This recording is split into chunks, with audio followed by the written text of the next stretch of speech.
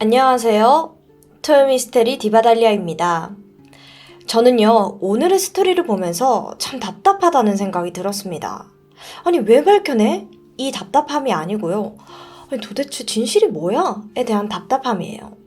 생각과 감정이 정말 많이 바뀌었던 사건이었는데, 오늘의 이야기는 범인이 밝혀졌지만 밝혀지지 않은 사건입니다. 이게 무슨 말인가 싶죠? 끝까지 사건을 따라가다 보면 이해가 되실 겁니다. 그럼 바로 시작해 볼게요. 2009년 6월 12일 새벽 6시, 일본 시가현 요네아라시의 비료 처리용 오수탱크에선 청소 작업이 한창이었습니다. 그러던 중, 저게 뭐야? 작업원의 눈에 일반적인 오물이 아닌 사람처럼 보이는 괴상한 형체가 포착이 된 거죠. 작업원은 깜짝 놀라 곧바로 경찰에 신고를 했고요. 오수탱크에서 발견된 건 한 여성의 시신이었습니다. 신원을 확인해 봤더니 이틀 전인 6월 10일 저녁 8시 퇴근 이후 행방불명되었던 28살의 회사원 오가와 노리코였는데요. 그녀에 대한 마지막 목격담은 회사 앞에서 핸드폰을 하면서 누군가 기다리는 듯한 모습이었습니다.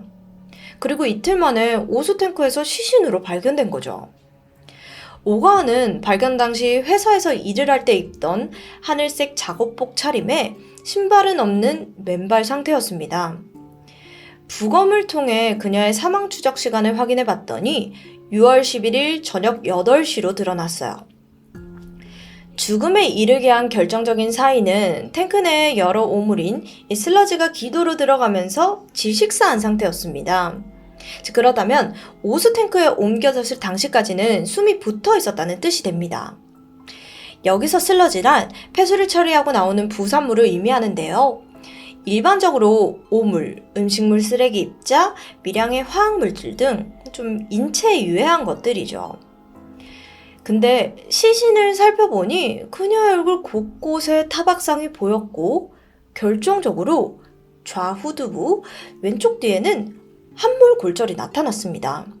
누군가가 그녀를 망치 같은 둔기로 몇 번이나 때린 흔적이었어요. 특히 머리는 머리뼈가 다 보일 정도로 엄청난 상처가 남아 있었고요. 거기에 오가와의 손에는 폭행을 막으려고 했던 저항은이 있었습니다. 이 모든 것을 종합해 봤을 때 범인이 머리를 세게 내려치고 오가와가 의식을 잃었어요. 그리고 배수조에 던졌을 거고 겨우 그녀가 정신을 차리기는 했지만 밀려 들어오는 슬러지를 흡입하면서 질식사한 것으로 보였습니다. 자, 그렇다면 범행은 그렇게 격렬한 폭행을 가할 정도로 그녀에게 강한 사리가 있었던 것으로 보이는데 이에 경찰은 면식범일 가능성을 두고 수사에 착수해요. 가장 가까운 사람부터 탐문하던 중 용의자가 떠올랐습니다. 그는 오가와의 남자친구인 40세의 오니타 시게나리. 일단 오가와가 일하는 곳이 특수유리를 제작하는 회사예요. 여기서 오가와는 하청 직원으로서 공장에서 액정을 검사하는 일을 담당했습니다. 한편 남자친구인 모리타는 이곳 공장의 정사원으로서 그녀가 일하던 제조 라인을 포함해 공정 관리를 하는 감독이기도 했어요. 한마디로 모리타와 오가와는 사내 연애 중이었지만 문제가 있었습니다. 모리타에게는 아내와 초등학생 두 자녀가 있는 유부남이었다는 거죠. 즉 두 사람은 불륜관계였던 거예요. 근데 회사 내에 사실 둘의 관계는 공공연하게 알려져 있었습니다. 두 사람이 친근하게 붙어있는 모습이 여러 직원들에게 목격이 많이 되었거든요. 또 오가와는 친한 지인에게 나 사실 유부남이랑 사겨 이렇게 모리타와의 관계를 털어놓기도 했습니다. 그런데 이때 그녀가 심상치 않은 말을 남겼는데 자기가 폭행을 당했다는 거예요. 이게 기억이 났던 친구가 경찰에 범인이 모리타일 거라고 제보를 하면서 경찰은 그를 주목하게 됩니다. 실제로 실종 전 마지막으로 연락을 주고받은 사람도 모리타였습니다. 실종 당일 저녁 8시 43분 모리타에게 문자를 보냈더라고요. 그런데 문제는 오가와가 실종된 시점 이후 모리타는 오가와에게 단 한 번도 연락을 하지 않았어요. 이상하지 않나요? 단순히 싸웠을 수도 있지만 그녀가 죽었다는 걸 아는 사람일 수도 있겠죠. 오히려 그는 휴대폰에 남겨진 오가와의 메시지 내역에서 싸그리 삭제한 게 밝혀집니다. 확실히 수상해요. 오가와 실종 당일 그의 알리바이 또한 불분명했습니다. 모리타는 오전에 회사를 출근했지만 오후에는 반차를 써서 점심에 퇴근을 했어요. 그 뒤로는 행적을 증명해줄 목격자나 증거가 없었고요. 알리바이라도 확실하면 이게 의심이 좀 덜할 텐데 알리바이도 없습니다. 한편 오가와의 시신이 발견된 배수조는 사람이 거의 다니지 않는 시골에 위치해 있었거든요. 그런데 오가와의 실종 당일인 밤 10시 30분 모리타의 자가용과 비슷한 차량이 주변에 정차했다는 목격담이 등장했습니다. 지금 보면 이 모든 정황이 모리타를 범인으로 가리키고 있죠. 심지어 시신 발견 다음 날인 6월 13일 모리타는 본인의 자가용을 갑자기 정비소에 맡기면서 수상함은 더 커져만 갑니다. 룸미러가 부러져 있었다는데 경찰은 이 사실을 알아내고 즉각 모리타의 차량을 압수수색했어요.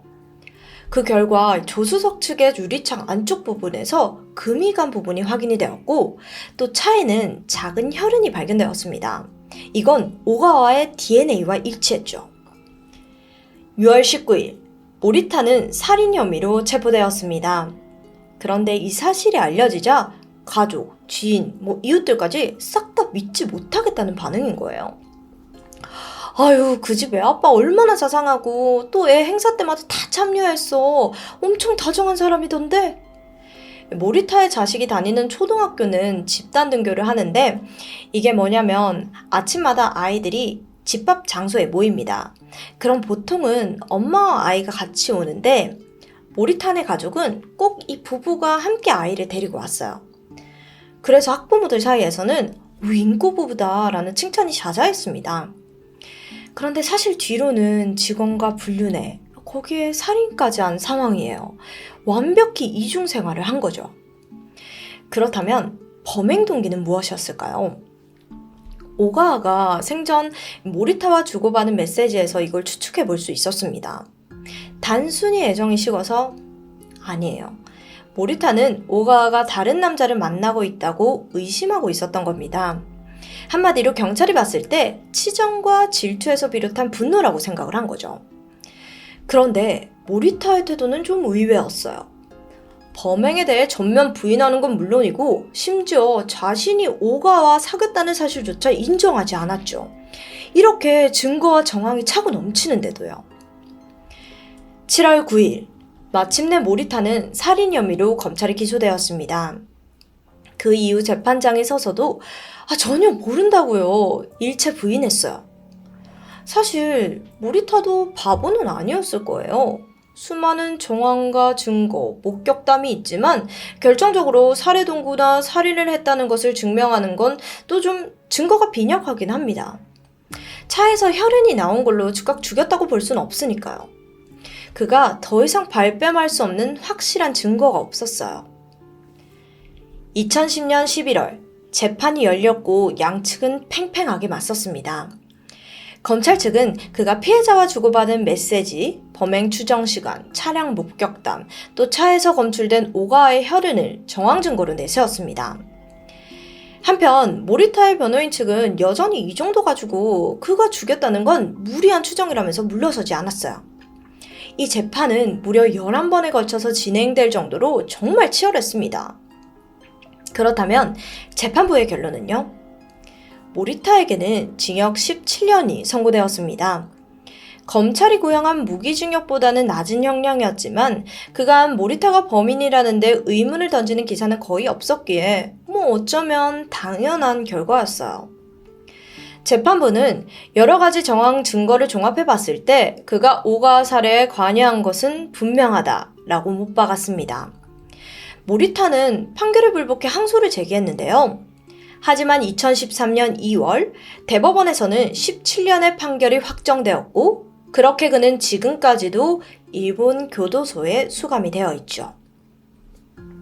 그런데 오가와의 죽음으로부터 8년이 지난 2017년 서서히 잊혀져 가던 이 사건은 한 기자로 인해 다시 한번 주목을 받게 됩니다.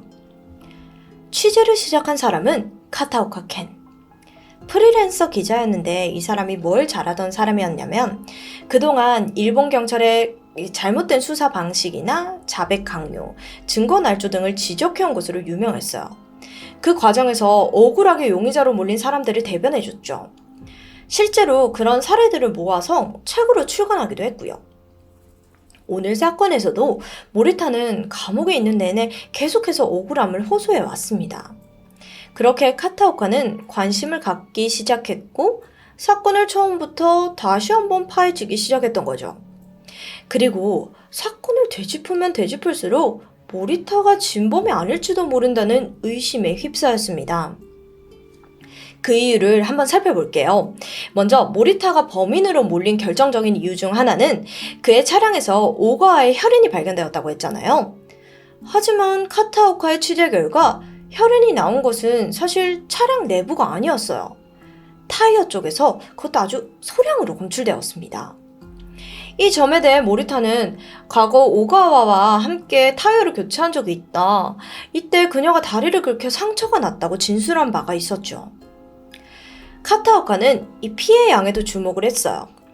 오가와는 분명 머리뼈가 함몰될 정도로 아주 심하게 공격을 받았습니다.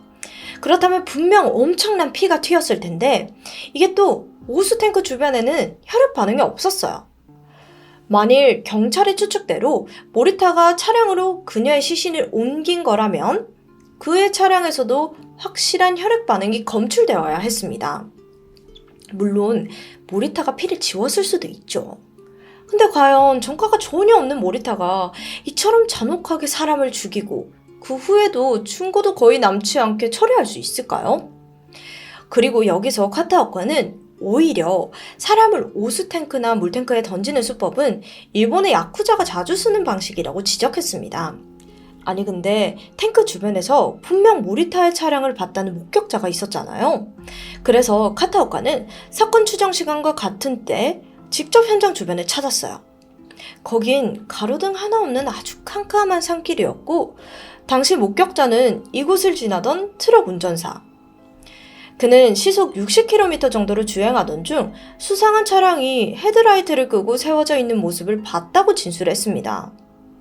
하지만 직접 카타오카가 같은 조건에서 실험을 해봤는데 오수탱크 옆에 세워진 큰 간판조차 식별이 불가능할 정도였습니다.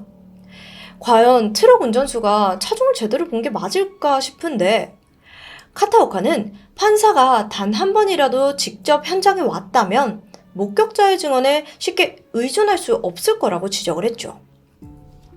마지막으로 카타오카는 모리타의 불분명한 알리바이에 대해서도 대변을 했어요. 그는 처음 경찰 조사에서 오가와의 교제 사실을 부정했죠. 그렇게 더욱이 범인으로 의심을 받았고요. 하지만 이건 그저 불륜 사실을 숨기려는 모리타의 짧은 생각이었다는 겁니다. 문자 내역을 지운 것 역시 범행을 저질러서가 아니라 불륜 사실을 들킬까봐 두려워서 그랬다는 거고요. 모리타의 우려만큼이나 사건이 전해졌을 당시 세간은 살인보다는 40대 상사와 20대 직원의 불륜에 더 초점이 맞춰졌습니다. 특히나 그 상사 주변에는 누구보다 다정한 남편이자 아버지로 정평이 나 있었기에 더 큰 비난이 쏟아졌어요. 그래서 결국 제대로 된 증거 없이 끼워 맞추기식으로 모리타가 범인이 되었다는 것이 기자의 주장. 덧붙여 카타오카는 결국 모리타만을 위해서 이런 주장을 하는 것은 절대 아니라고 어필했습니다. 오히려 피해자나 그 유족을 위해서도 한치의 의혹 없이 진범을 찾는 게 중요한 거라면서요. 그쵸, 엄한 사람이 범인이 되면 억울함이 떠나서 진범은 빠져나가게 되는 거니까요. 이 사건 여러분은 어떻게 생각하시나요? 이미 재판에서 결론이 난 만큼 정말 모리타가 오가와를 살해한 범인일까요? 아니면 불륜남 뒤에 숨어서 진짜 미소를 짓고 있는 진범은 따로 있을까요? 이 사건의 진실은 아직까지도 미궁에 빠져 있습니다. 지금까지 디바달리아였습니다.